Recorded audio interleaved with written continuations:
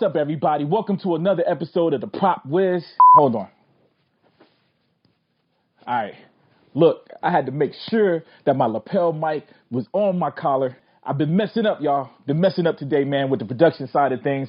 I've actually filmed about 3 of these videos today, and out of the 3, 2 of the videos, I took my lapel mic off, forgot to put it back on, and filmed the whole video of me opening up boxes and stuff and didn't capture any of the audio. Look, I'm only sharing that with y'all because I love y'all. With that being said, the collectible that I'm reviewing today is Batman from the comic book Hush by McFarlane, or probably the word that better, it's a McFarlane statue of Batman from the comic book Hush.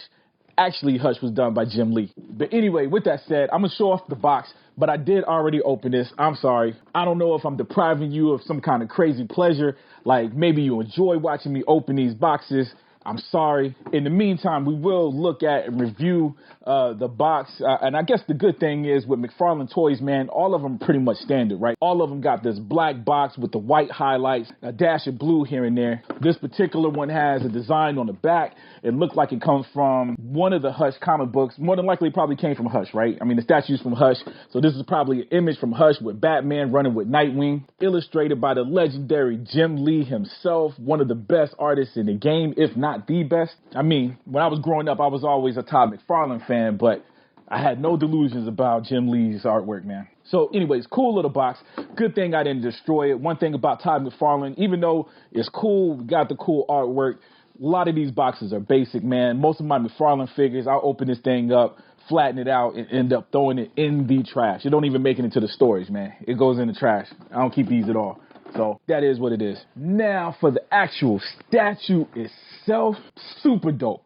Or right there on the cusp of being super dope. The reason why I can't say that it's super dope, give it the ultimate super dope status, is because really this figure just pacified me for the figure that I actually wanted, or the statue that I actually wanted, which was a statue by Studio Prime 1. They basically had this same thing, but much, much larger scale, probably a 1/4 scale or bigger. And the Batman was in basically the same pose, but the actual base was a Batcave base. It had the Bat computer. He'd had all these bats flying around him that connected to him. Unfortunately, that bad boy was way, way out of my price range. It was well over $2,300. Man, let me look it up. Okay, I just looked it up. I'm glad that I looked it up. I actually have it at $1,400 on Prime 1 Studio. And they actually have some available. But you know what? Hey, I mistakenly said $2,000. It's actually $1,400. But when you pour $1,400 is like $1 million. So we still in the same boat. We can't get the Studio Prime 1 statue right now. But just to let you know, that's what I wanted. This is what I got. In fact, just to add another layer to that, I actually tried to use my 3D printer to print the actual statue. I was able to get my hands on these STL files of the Studio Prime 1 Batman from Hush. I ended up printing most of it except for the cape. The cape was just real huge, man, and I always pump up the size anyway. So it probably was going to be bigger than the Studio Prime 1 scale. But anyway, I printed out the head, I printed out the body, some of the arms, and none of the pieces really fit. I printed it out using the resin printer, and the resin, of course, isn't as forgiving as plastic. Like the plastic, I probably could have heated it up, kind of, I could have made it probably fit physically, forced it to fit. Resin don't be playing those games. You got to pretty much get it right. But anyway, I never went back to reprint it. I probably will revisit that. But at the same time, I knew it wasn't going to be like the statue. It wasn't going to be the same thing. So with this one was okay. Again, it pacified that urge to get that other one, even though this ain't the same thing, but it's not supposed to be. This is a McFarlane statue. I've got a bunch of these already around the house, so he fits in with some of the other stuff that I got in the house. And that's one of the key things when I talk about something being expensive. It's not always about not having the money. It's also about not having the money plus the space. Do you want to cough up $1,000+ to buy something and then you get it here and I don't have the room to display it like it should be displayed? Now, don't get me wrong. If somebody out there want to get Wiz, the Studio Prime 1 statue version of this, I'll find some room for it. But anyways, back to this bad boy. Basically scratches the same itch, which is having something real cool, this iconic image from the Batman Hush comic book. McFarlane delivered on that, man, at least for the most part. I got 2 little gripes that I'll get to in a second, but let's go ahead and just go over the positive. Number 1, this bad boy is very sturdy. If you had any of these McFarlane figures, very, very consistent with the other figures.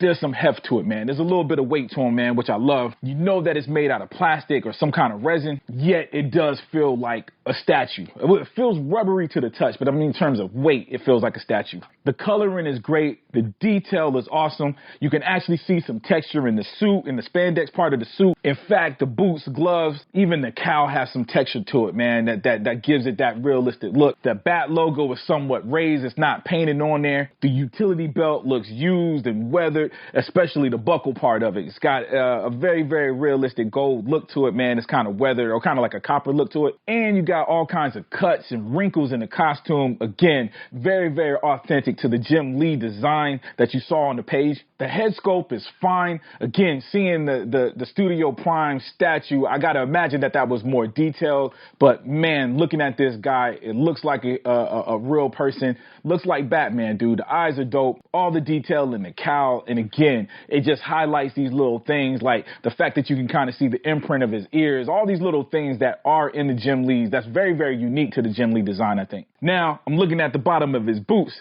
The only thing I can say that's different than this to the Jim Lee drawings is there's a lot of detail on the bottom of the boots in Jim Lee's drawings. I remember that was one of the main things I remember noticing when I first read Hush some years ago. Seeing some of those drawings there, you can see that, you know, it just had this real combat boot look on the bottom of Batman's boots. But look, how geeky is that, man? I'm not going to mark off on this figure for that because we're not going to be looking at the bottom of his boots. But there are two things, actually one thing, but in multiple areas, and that's the seams. Now, he has two seams that I can clearly see. There's one here on the wrist. I'm sure there's one on this wrist, but you got the cape covering it. Now, the one right here on the right hand, when you look at it from the front, that seam blends into the wrinkles a lot better. So it's only when I'm looking at it from this side or kind of from this back angle that I can clearly see that there's a seam where that wrist was connected. So that ain't the worst thing in the world.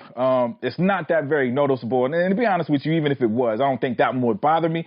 The one that bothers me is he has a seam here on his neck. I don't like that. Now, I will say there's no false advertisement here. I could clearly see that in the advertisement pictures when I went to purchase this bad boy. But I think I was hoping that maybe it won't be there or maybe it won't be as noticeable when I got it in person. And hey, and maybe it won't be as noticeable. I mean, I'm right here up here looking at it close. Maybe when it's sitting on the shelf a little bit further away, I ain't all in his grill. Maybe I won't notice it as much. But just to say that it's there, I guess to say if I have a complaint, it doesn't make me hate the statue at all, but it is one thing that I wish they had done. I just wish they had made it one seamless thing. So the head turns. That's why the seam is there, because I was almost thinking I didn't even understand why the seam is there.